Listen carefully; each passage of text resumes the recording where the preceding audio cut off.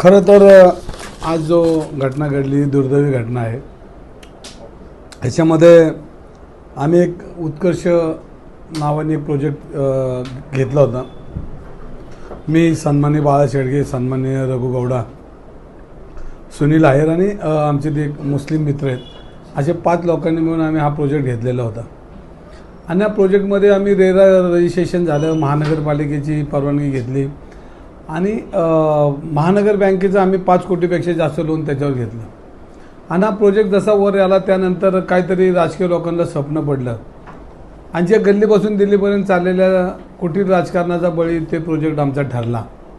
आणि या राजकारणामुळं कुठंतरी वक्ष अधिकाऱ्याला स्वप्न पडलं की हे वक्फची जागा आहे आणि म्हणून त्यांनी आम्हाला नोटीस पाठवलं.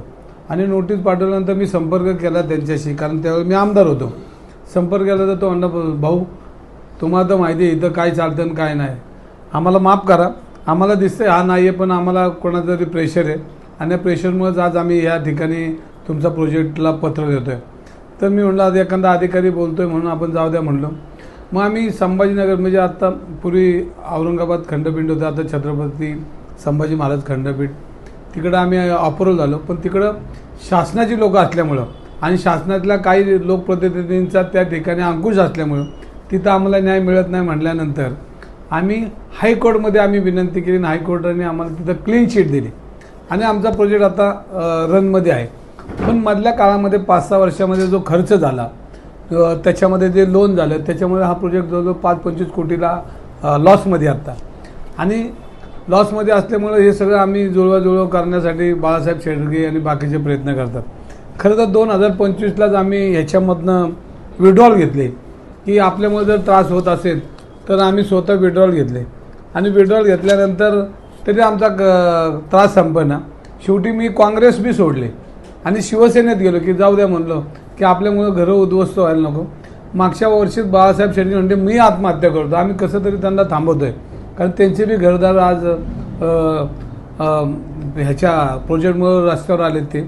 आणि ह्याच्यामुळं मोठा त्रास आम्हाला त्यांना सगळ्यांना आहे. आणि एक मी परिवारातला म्हणून जरी मी बाजूला पडलो तरी त्यांचं संरक्षण करणं ही आपली काळाची गरज आहे. आणि अशा वेळेला त्यांच्याबरोबर नाही राहिलो तर शेवटी मैत्री केली तर दंगेकर मैत्री सोडू शकत नाही.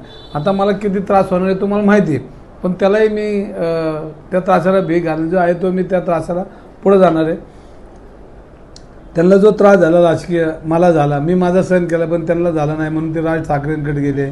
त्यांनी सांगितलं मुख्यमंत्र्याला भेटले, सगळ्यांनाच भेटले, पण तिथं त्यांना काही न्याय मिळाला नाही. शेवटी हायकोर्टाने न्याय दिला ना. प्रोजेक्ट 5-25 कोटीला गेल्यामुळं हा जो प्रकार आहे, आमचा प्रोजेक्ट थांबल्यामुळेच तिथला जो ठेकेदार होता त्यांनी काहीतरी आत्महत्या केली. आज 50 लाख माझे ह्या प्रोजेक्टमध्ये ना असं त्याचं त्या व्हिडिओमध्ये कॉलमध्ये मी बघितलं आहे. पण हे करत असताना त्याचा जो हिशोब होते, मी सकाळी चर्चा केली तर त्याचा एवढा हिशोब होत नाही, कारण GST जी भरायची ती GST भरून त्यांनी आपल्याला पत्र द्यायचं होतं, ते अजून पत्र पोचलेलं नाही. आणि हा सगळा अभ्यास केल्यानंतर 10-20 लाखासाठी तो आत्महत्या करतो आहे ही माझ्या मनाला पटत नाही. पण आता शेवटी तो बी अडचणीत अनेक ठिकाणी होता आणि त्याच्या धंद्यामध्ये लॉस झाला होता असं दिसतंय. जो व्हिडिओ केला कोणतरी व्हिडिओ करतो आहे, कोणतरी पत्र लिहून देतं आहे, कोणतरी चिठ्ठी लिहितं आहे, म्हणजे ह्याच्यामध्ये कोणाचा तरी राजकीय वास किंवा काहीतरी लोक त्याला मदत करतात हे सगळं करायला.